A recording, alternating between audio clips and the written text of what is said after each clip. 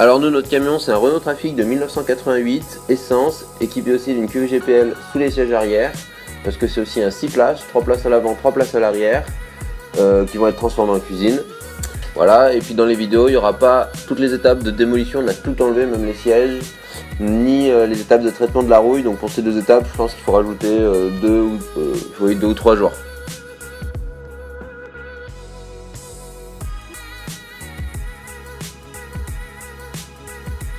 Et c'est parti pour le premier jour de la rénovation du van. Alors on commence par l'isolant et le plafond. Donc c'est un isolant multicouche qu'on a acheté à Leroy Merlin pour 60 ou 70 € je crois. On l'a fait tenir au plafond avec les tasseaux que vous voyez qu'on a vissé dans les trous existants de la structure du van pour éviter d'en faire des nouveaux. Donc en fait c'était un peu se faire s'embêter pour pas grand chose, enfin pour éviter de faire des nouveaux trous. Donc c'était pas évident puisqu'il fallait à chaque fois donc pré-percer, puis après repercer à travers l'isolant pour retomber dans le trou. L'isolant s'enroulait autour des vis, tout ça c'est pas super pratique. Pour les endroits où on pouvait pas visser, on a découpé, comme là on peut voir, des petites plaques de bois qu'on allait coller sur la carrosserie, comme là tout devant, et sur lesquelles on allait venir agrafer du coup l'isolant. L'isolant c'est donc un multicouche, il y a je crois 10 couches différentes et elles glissent toutes entre elles, d'où l'intérêt de les scotcher régulièrement avec du scotch orange comme vous pouvez le voir de temps en temps.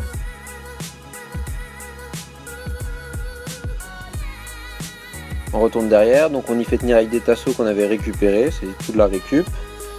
On va utiliser 3 bouts de tasseau, un grand au milieu et puis un petit de chaque côté, pour chaque axe en gros.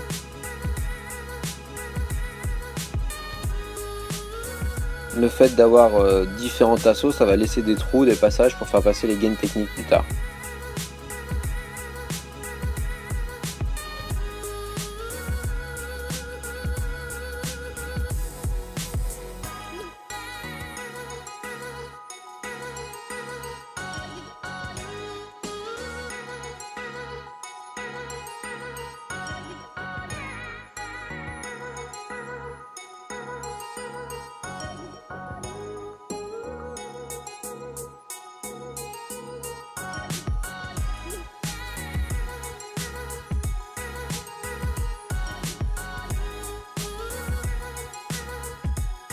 La petite découpe de l'isolant pour faire passer avec la structure du siège arrière.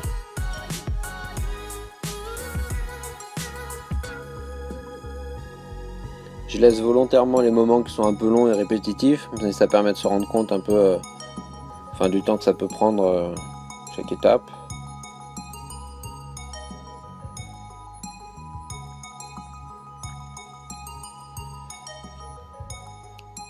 Grand moment de réflexion, on mesure le côté gauche, comment est-ce qu'on peut faire pour gaspiller le moins d'isolant possible. On recoupe des petites plaques pour faire tenir notre isolant. Au fond, on découpe les plaques d'isolant qu'il nous faut.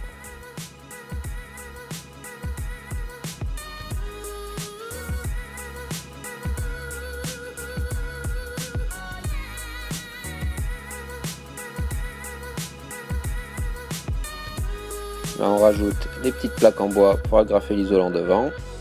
Donc avec de la colle haute température pour que ça résiste à la chaleur qui tape sur la carrosserie. Et voilà, c'est fini pour le premier jour. On est parti pour le deuxième jour. Donc on va continuer l'isolant.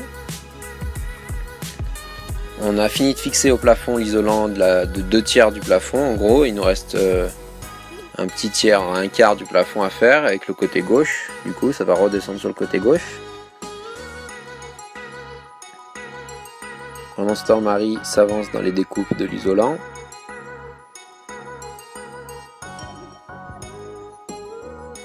Avec nos petits bouts de scotch orange pour pas que l'isolant glisse dans tous les sens.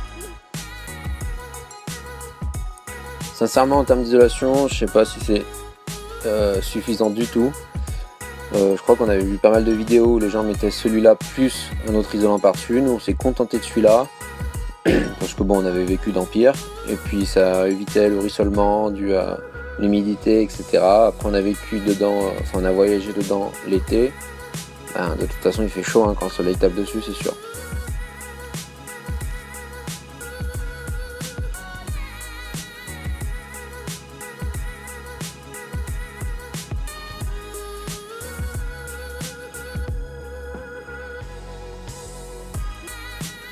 on recolle des petites cales en bois, toujours pour l'avant.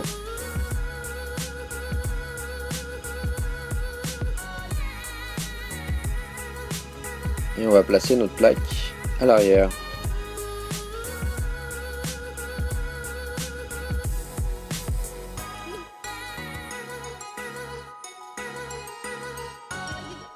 On va la fixer comme le reste avec les tasseaux de récupération.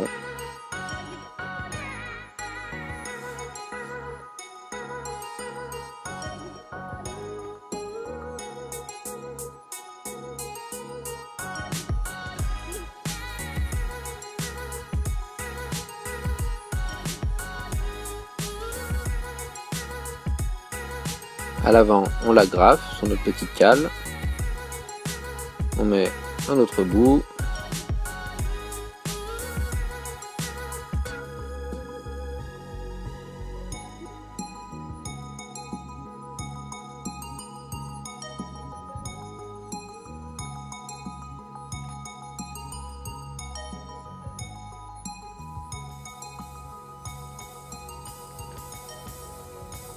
Toujours en galérant pour retrouver les trous, les machins.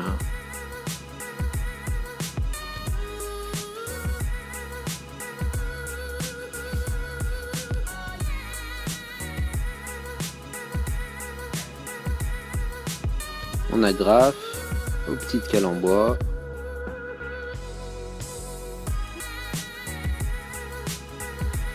Et puis Marie nous découpe le surplus. Ensuite on vient fermer l'isolant, parce qu'en fait il existe un truc avec les isolants, c'est ce qu'on appelle le point de rosée, c'est l'endroit où se rencontre l'air chaud de l'intérieur avec l'air froid de l'extérieur par exemple. Et à cet endroit du coup l'humidité va condenser et devenir de l'eau et ruisseler. Et du coup avec un isolant, par exemple de la laine de verre, il nous faut un pare-vapeur côté chaud, pour pas que cette humidité imbibe l'isolant et le truc pourrisse. Donc avec cet isolant là on sait pas trop, il fait par vapeur en même temps, mais il a des couches qui paraissent plus aptes à absorber l'humidité. Du coup à chaque fois tout ce qu'on découpait on le fermait avec du scotch pour le rendre un peu étanche à l'humidité. Donc là on voit qu'on recolle des cales en bois, ça a aussi l'avantage d'être super léger comparé à une structure en tasseau par exemple. Et donc Marie ferme, là ce que je disais, fait l'étanchéité un peu des parties qui sont découpées avec du scotch. Elle agrafe l'isolant aux petites cales en bois.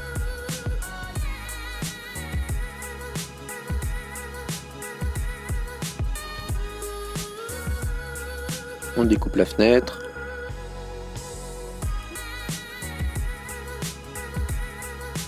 Et on fait pareil de l'autre côté. De ce temps, moi je préparais des petites cales en bois pour agrafer l'isolant en dessous des fenêtres.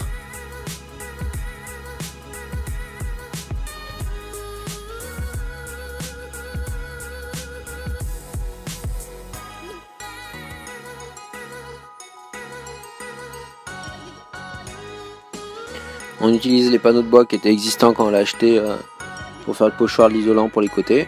Donc ça c'est nickel. Petite pause banana split. Rien à voir en plus.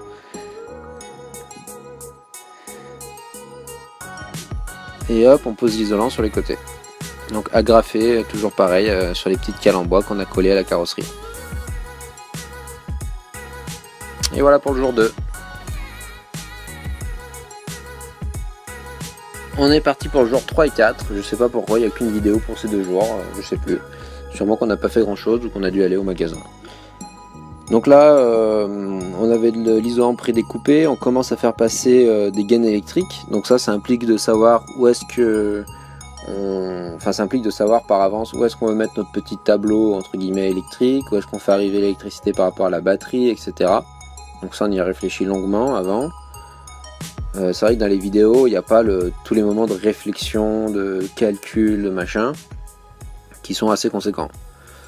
Donc on fait passer nos gaines, pensez y mettre des petits post-it pour savoir quelle gaine fait quoi. Donc là, en bas à droite, vers mes pieds, il y aura le tableau électrique, enfin la boîte de dérivation on va dire. Puis on y fait passer derrière la structure des sièges, hop, on y fait passer au plafond pour les spots. Donc c'est attaché avec des colliers en plastique au tasseau de bois. Et ce que je disais, c'est que les trous entre les différents tasseaux permettent de faire circuler les gaines.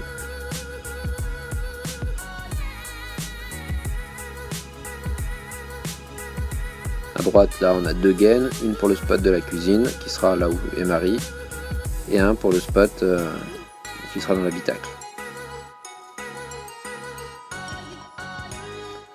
Marie récupère les chutes d'isolant pour isoler les roues. Pendant ce temps, moi je fixe l'isolant sur le côté de la cuisine, la future cuisine. Pas tout un fait d'ailleurs, pas en plein, parce qu'on savait pas encore comment on allait faire passer certaines choses. Donc je l'agrafe pas jusqu'au bout.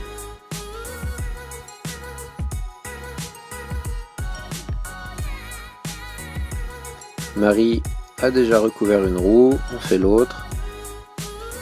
Toujours pareil, on a collé des petites plaques de bois, toutes fines, et on agrafe l'isolant dessus. Et on finit avec de la mousse PU pour combler les vides, les trous à l'intérieur des structures, etc. Autant qu'on pense que ça pourrait être bien.